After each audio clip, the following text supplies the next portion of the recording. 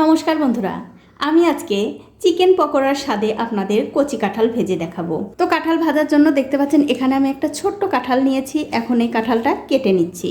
দেখুন কাঁঠালটা কিন্তু আমি ঠিক এরকম চাকচাক করে কেটে নিয়েছি।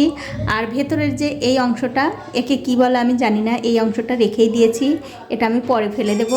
এখন দেখতে পাচ্ছেন একটা কড়াইতে জল গরম করতে দিয়েছি। জলের মধ্যে দিয়ে দিচ্ছি সামান্য একটু হলুদের গুঁড়ো আর একটু নুন।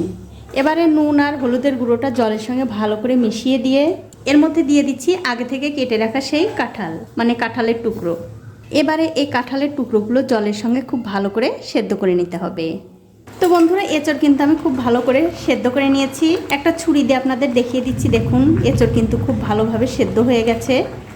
এবারে গ্যাসের ফ্লেমটা বন্ধ করে দিয়ে এগুলো আমি জল থেকে তুলে নেব। তুলে নেবার পর এই কাঁঠালগুলো একটুখানি ঠান্ডা করে নিতে হবে। তারপর অন্য একটা প্লেটের মধ্যে তুলে এই যে মাঝের যে অংশটা, শক্ত অংশটা, সেটা এরকম করে একটা ছুরি দিয়ে কেটে বাদ দিতে হবে।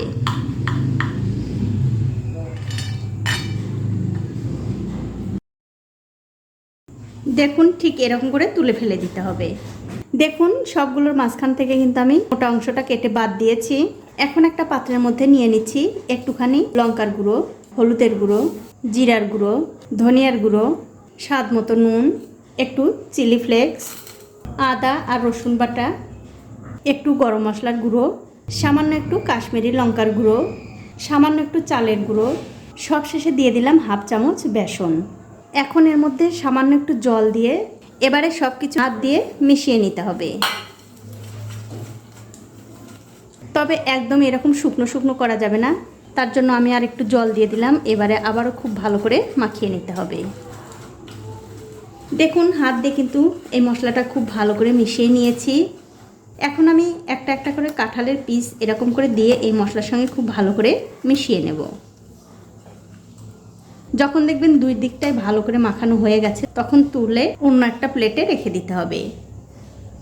সবগুলোর সঙ্গেই কিন্তু আমি মশলা মাখিয়ে নিয়েছি। এবারে ভেজে নেব। তার জন্য একটা কড়াইতে আগে থেকেই তেল গরম করতে দিয়েছি। তেলটা যখন ভালো করে গরম হয়ে যাবে তখন একটা একটা করে দিয়ে দিতে হবে।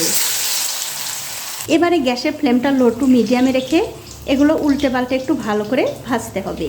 কিছুক্ষণ পর যখন দেখবেন এক দিকটা হয়ে গেছে তখন অন্য দিকটা উল্টে দিতে হবে। দেখুন এটা কিন্তু আমি উল্টে পাল্টে খুব ভালো করে ভেজে নিয়েছি। এটা হয়ে গেছে, এটা আমি তুলে নিচ্ছি। আর এই একই রকম করে কিন্তু সবগুলোই ভেজে নিতে হবে। তো এই দেখুন বন্ধুরা, এক এক করে কিন্তু আমি সবগুলোই ভেজে নিয়েছি। এবারে আপনাদের একটা ভেঙেও দেখাচ্ছি কতটা সুন্দর হয়েছে। দেখুন খেতে কিন্তু বন্ধুরা ভীষণ ভালো হয়। আপনারা একদিন হলেও বাড়িতে বানিয়ে দেখতে পারেন। তো এখন আমি এই কাঁঠালের পকোড়া এরকম টমেটো সসের সঙ্গে পরিবেশন করব। তো বন্ধুরা, আমার আজকের এই রেসিপিটা আপনাদের কেমন লেগেছে? যদি ভালো লেগেই থাকে অবশ্যই একটা লাইক, কমেন্ট আর শেয়ার করতে ভুলবেন না।